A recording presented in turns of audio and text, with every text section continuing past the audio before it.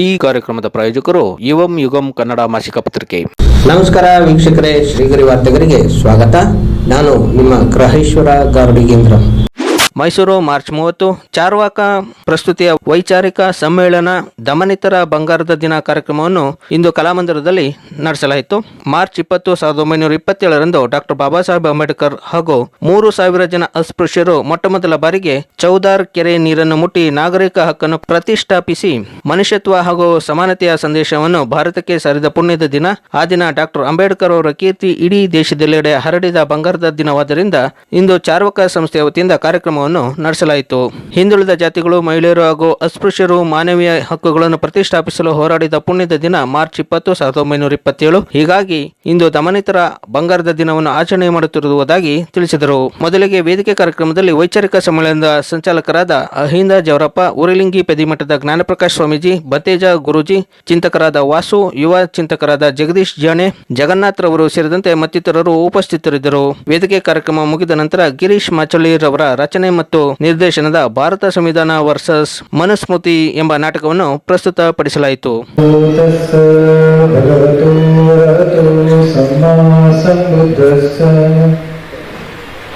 ವೇದಿಕೆ ಮೇಲಿರುವ ಪೂಜ್ಯ ಸ್ವಾಮೀಜಿಯವರೇ ಹಾಗೂ ಎಲ್ಲ ಗಣ್ಯರೇ, ಎದುರು ಕುಳಿತಿರುವ ಎಲ್ಲ ಗಣ್ಯರೇ, ಉಪಾಸಕರೇ, ಸಮಯ ಬಹಳ ಕಡಿಮೆ ಇದೆ. ಕೆಲವು ನಿಮಿಷಗಳಲ್ಲಿ ನಾನು ಮಾತನಾಡ್ತಾ ಇದ್ದೀನಿ. ಪೂಜ್ಯ ಸ್ವಾಮೀಜಿಯವರು ಈಗಾಗಲೇ ಕಸದ ಬಗ್ಗೆ ಬಹಳ ಚೆನ್ನಾಗಿ ಹೇಳಿದ್ದಾರೆ. ಈಗಾಗಲೇ ಕಸವನ್ನ ನಮ್ಮ ಮನಸ್ಸಿನಿಂದ, ನಮ್ಮ ಮನದಿಂದ, ನಮ್ಮ ಮನೆಯಿಂದ ದೂರ ಹಾಕಿ ಅದನ್ನ ಸುಟ್ಟು ಬೂದಿ ಮಾಡಿ ಆಗಿದೆ. ಈಗ ಅದರ ಬಗ್ಗೆ ನಾವು ಹೆಚ್ಚು ಮಾತನಾಡುತ್ತೇವೆ. ಇಲ್ಲಿ ಬಹಳ ದೊಡ್ಡದಾಗಿ ಸಂಶಯ ಮತ್ತು ಅನುಮಾನ ಇರುವ ಎರಡೇ ಪದಗಳ ಬಗ್ಗೆ ಹೇಳಿ ನಾನು ಮಾತನಾಡ್ತೇನೆ. ಮೊದಲನೇದು ಧಮ್ಮ ಅನ್ನುವಂಥದ್ದು. ಅದನ್ನ ತಿರ್ಚಿದ್ರೆ ಧರ್ಮ ಅಂತ ಆಗುತ್ತೆ. ಧಮ್ಮ ಅಂದ್ರೆ ಸತ್ಯ, ಧರ್ಮ ಅಂದ್ರೆ ಸತ್ಯವಲ್ಲದ್ದು ಅಂತ. ಹಾಗಾದ್ರೆ ಧರ್ಮ ಅಥವಾ ಧಮ್ಮ ಅನ್ನೋದನ್ನ ಯಾವ ರೀತಿ ಅರ್ಥ ಮಾಡ್ಕೊಳ್ಳೋದು ಅಂತ ಹೇಳಿದ್ರೆ, ತ್ರಿಪೀಠಕ ಗ್ರಂಥಗಳ ಧಮ್ಮಪದ ಗ್ರಂಥದಲ್ಲಿ ಬರುವ 183ನೇ ಧಮ್ಮಪದ ಗಾಥ.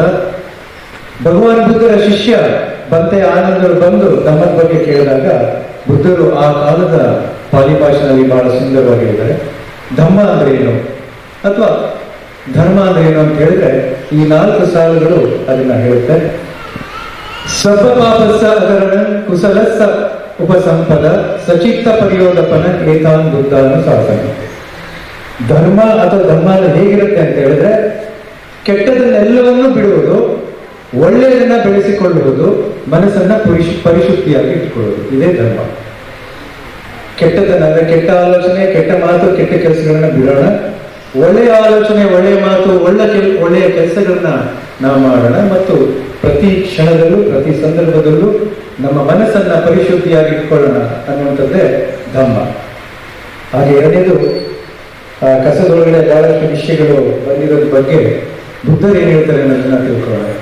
ಸನಾತನ ಧರ್ಮ ಅನ್ನೋದು ಬಹಳ ದೊಡ್ಡ ವಿಷಯವಾಗಿ ಚರ್ಚೆ ಆಯಿತು ಈ ಹಿಂದೆ. ನಿಮ್ಗೆಲ್ಲರೂ ಗೊತ್ತಿದೆ ಸನಾತನ ಧರ್ಮ ಅಂದ್ರೆ ಯಾವುದು.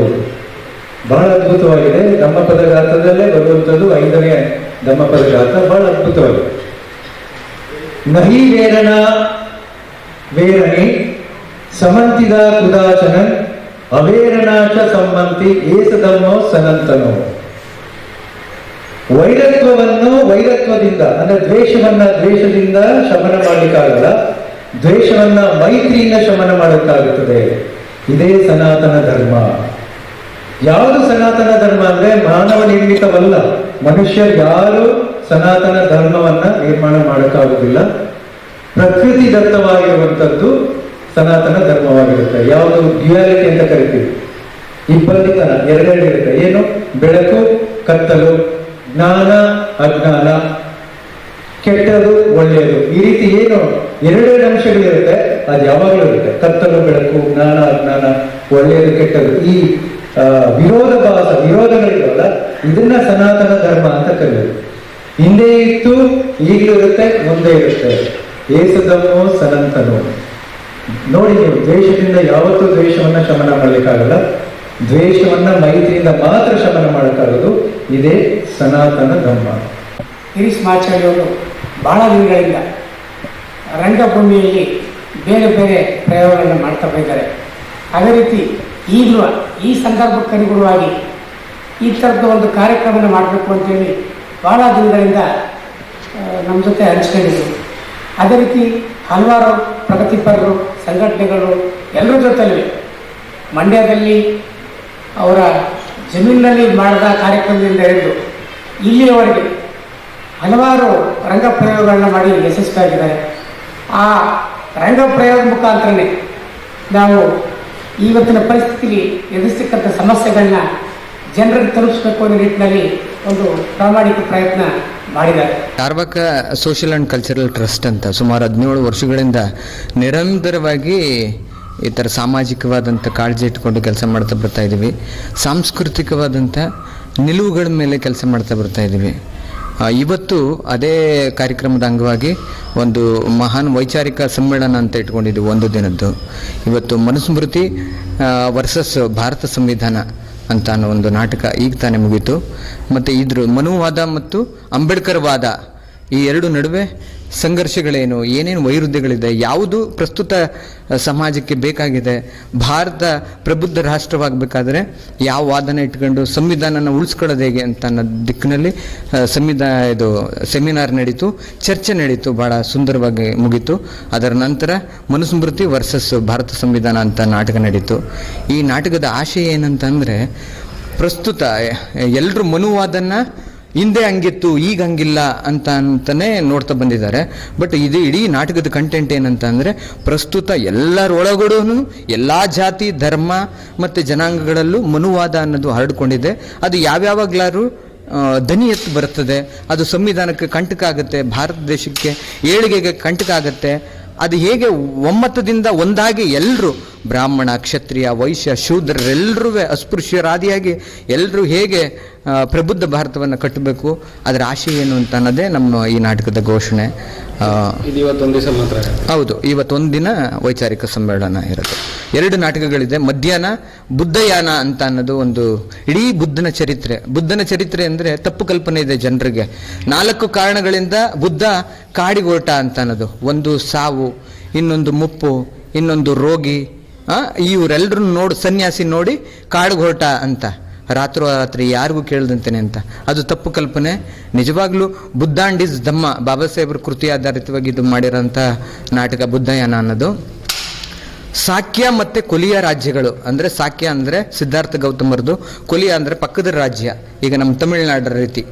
ಅಲ್ಲಿ ರೋಹಿಣಿ ನದಿ ಅಂತ ಮಧ್ಯದಲ್ಲಿ ಹರಿಯುತ್ತಾ ಇರ್ತದೆ. ಬೇಸಿಗೆ ಕಾಲ ಬಂದಾಗ ಯಾರು ಹೆಚ್ಚು ನೀರನ್ನು ಬಳಸಬೇಕು ಅನ್ನೋದೇ ದೊಡ್ಡ ಸಂಘರ್ಷ ಎಡೆಯಾಗುತ್ತೆ. ಆ ಸಂಘರ್ಷದಲ್ಲಿ ಯುದ್ಧಗಳಾಗಿ ಸಾವು ನೋವುಗಳಾಗ್ತವೆ, ಜಗಳಗಳಾಗಿ. ನಂತರ ದೊಡ್ಡ ಯುದ್ಧನೇ ಮಾಡಿ ಇದಕ್ಕೆ ಪರಿಹಾರ ಕಂಡುಹಿಡ್ಕೋಬೇಕು ಅಂತ ಸಾಕ್ಯ ಸಂಘದಲ್ಲಿ ತೀರ್ಮಾನ ತಗೊಂಡಾಗ, ಆ ಸಾಕ್ಯ ಸಂಘದ ಮಾತನ್ನು ವಿರೋಧಿಸಿ ಸಿದ್ಧಾರ್ಥ ಗೌತಮ ನಿಂತ್ಕೊಳ್ತಾನೆ. ಆ ನಿಂತ್ಕೊಂಡಾಗ ಸಾಕ್ಯ ಸಂಘದಲ್ಲಿ ಹೆಂಗಿರ್ತದೆ ಅಂದರೆ, ಯಾವುದೇ ಪ್ರಜೆ 20 ವರ್ಷ ಆದವನು ಸಾಕ್ಯ ಸಂಘದ ಸದಸ್ಯನಾಗಿರ್ಬೇಕಾಗಿರ್ತದೆ. ಅದ್ರ ಕಟ್ಟುಪಾಡುಗಳಿರ್ತವೆ. 3 ಬಾರಿ ಒಪ್ಪಿಗೆ, ಬಹುಮತದ ಒಪ್ಪಿಗೆ ಪಡೆದು ಯುದ್ಧ ನಡೀತಾ ಇರ್ಬೇಕಾದ್ರೆ ಇವನು ತಡೆದಾಗ, ಇವನ ಆಸ್ತಿ, ಇವರ ಮನೆ ಆಸ್ತಿ ಎಲ್ಲ ಮುಟ್ಟುಗೋಲು ಹಾಕೊಂಡು ರಾಜಪಟ್ಟವನ್ನು ತ್ಯಜಿಸಿ ಇವ್ರನ್ನ ಬಿಕಾರಿಗಳಾಗಿ ಮಾಡೋದು.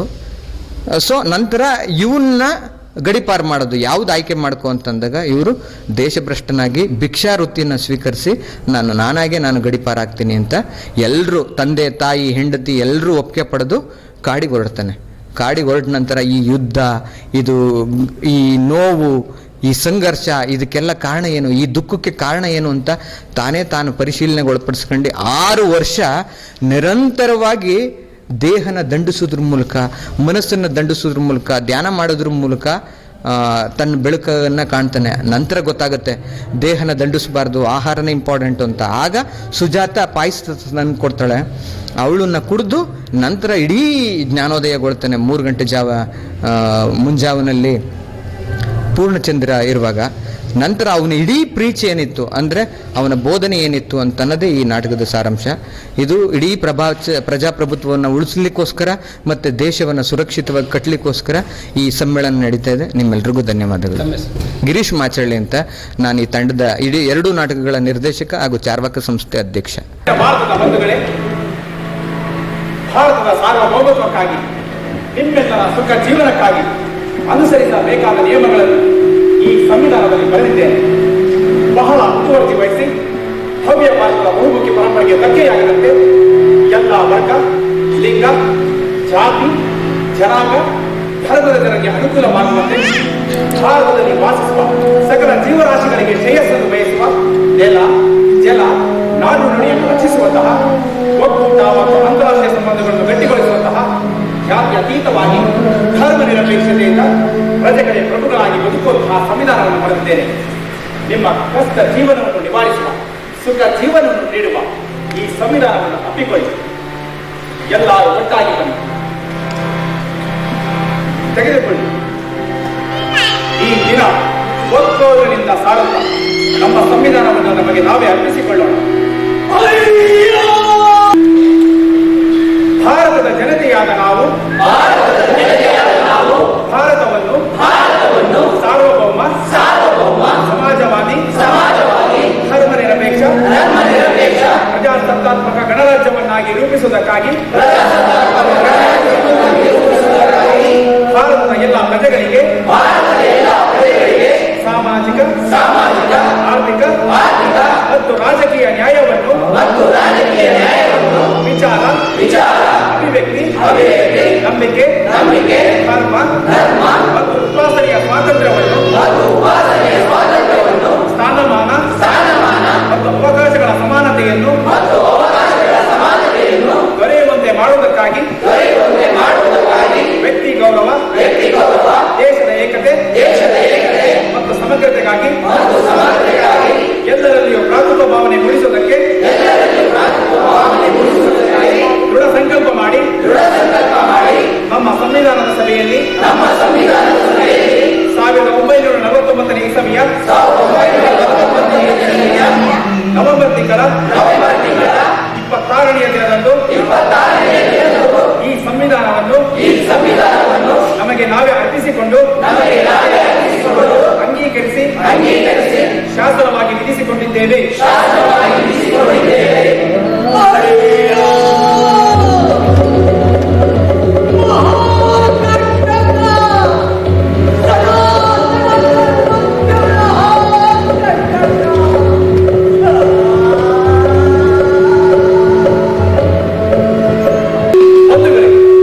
ನಮ್ಮ ಸಂವಿಧಾನವು ಭಾರತವನ್ನು ಕಲ್ಯಾಣ ರಾಜ್ಯವನ್ನಾಗಿ ಮಾಡುವ ಗುರಿಯನ್ನು ಹೊಂದಿದೆ.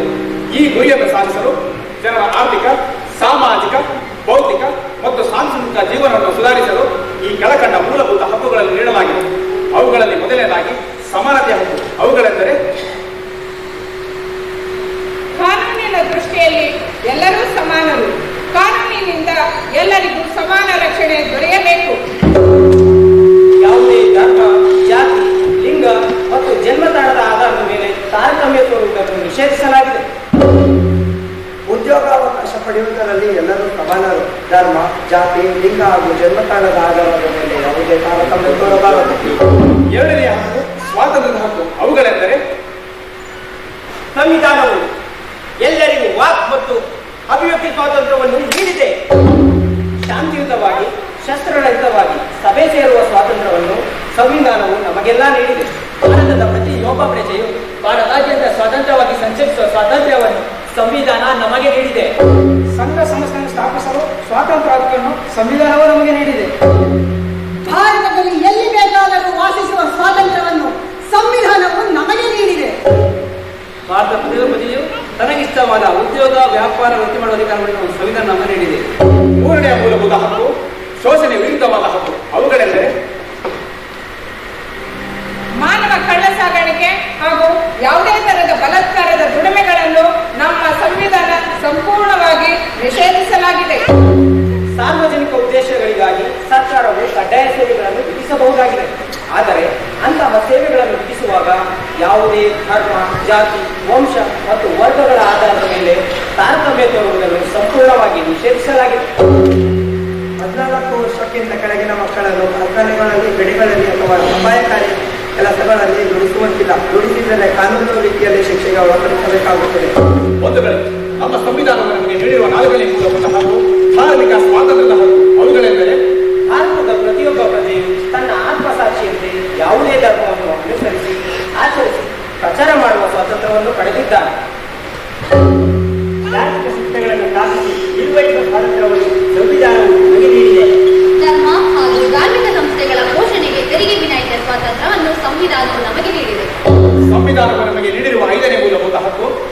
ಸಾಂಸ್ಕೃತಿಕ ಹಾಗೂ ಶೈಕ್ಷಣಿಕ ಹಕ್ಕು. ಅವುಗಳೆಂದರೆ ಯಾವುದೇ ಜನ ಹಾಗೂ ಜನಾಂಗವು ತನ್ನದೇ ಆದ ವಿಭಿನ್ನ ಭಾಷೆ, ಲಿಪಿ ಅಥವಾ ಸಂಸ್ಕೃತಿಯನ್ನು ಅನುಸರಿಸುವುದು ಹಾಗೂ ಸಂರಕ್ಷಿಸಿಕೊಳ್ಳುವ ಹಕ್ಕನ್ನು ಸಂವಿಧಾನವು ನಮಗೆ ನೀಡಿದೆ. ಸರ್ಕಾರ ನಿರ್ವಹಿಸುವ ಅಥವಾ ಸರ್ಕಾರದ ನೆರವು ಪಡೆದು ನಿರ್ವಹಿಸುವ ಯಾವುದೇ ಶೈಕ್ಷಣಿಕ ಸಂಸ್ಥೆಗಳಲ್ಲಿ ಲಿಂಗ, ಭಾಷೆ ಆಧಾರದ ಮೇಲೆ ಯಾವ ಪ್ರಜೆಗೂ ಪ್ರವೇಶಾವಕಾಶವನ್ನು ನಿರಾಕರಿಸುವಂತಿಲ್ಲ. ಬಂಧುಗಳೇ, ನಮ್ಮ ಸಂವಿಧಾನದ ನಮಗೆ ನೀಡಿರುವ 6ನೇ ಮೂಲಭೂತ ಹಕ್ಕು ಸಂವಿಧಾನಾತ್ಮಕ ಪರಿಹಾರ ಹಕ್ಕು. ಅಂದರೆ ಮೂಲಭೂತ ಹಕ್ಕುಗಳಿಗೆ ಚ್ಯುತಿ ಬಂದಾಗ ಉಚ್ಚ ನ್ಯಾಯಾಲಯ ಅಥವಾ ಸರ್ವೋಚ್ಚ ನ್ಯಾಯಾಲಯಗಳಿಗೆ ಹೋಗಿ ನ್ಯಾಯ ಪಡೆಯಬಹುದಾಗಿದೆ. ಈ ನ್ಯಾಯಾಲಯಗಳು ವಿವಿಧ ರೀತಿಯ ಅರ್ಜಿಗಳನ್ನು ಸ್ವೀಕರಿಸುವುದರ ಮೂಲಕ ಮೊದಲನೇದಾಗಿ ಹೇಬಿಯಸ್ ಕಾರ್ಪಸ್ ರಿಟ್ ಅರ್ಜಿ, ಎರಡನೇದಾಗಿ ಮ್ಯಾಂಡಮಸ್ ರಿಟ್ ಅರ್ಜಿ, ಮೂರನೇದಾಗಿ ಪ್ರೊಹಿಬಿಷನ್ ರಿಟ್ ಅರ್ಜಿ, ನಾಲ್ಕನೇದಾಗಿ ಕ್ವೋ ವಾರೆಂಟೋ ರಿಟ್ ಅರ್ಜಿ, ಐದನೇದಾಗಿ ಶೇಷಿಯಾಚರಿ ರಿಟ್ ಅರ್ಜಿ. ಇವುಗಳ ಮೂಲಕ ಪ್ರತಿಯೊಬ್ಬ ಪ್ರಜೆಯು ತಮ್ಮ ಮೂಲಭೂತ ಹಕ್ಕುಗಳನ್ನು ರಕ್ಷಿಸಿಕೊಳ್ಳಬಹುದಾಗಿದೆ.